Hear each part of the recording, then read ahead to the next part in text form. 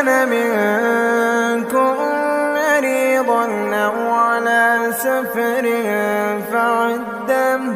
فعدة من أيام أخر، وعلى الذين يطيقونه فدية طعام مسكين،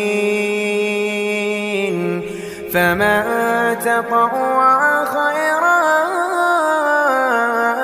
فهو خير له، وأن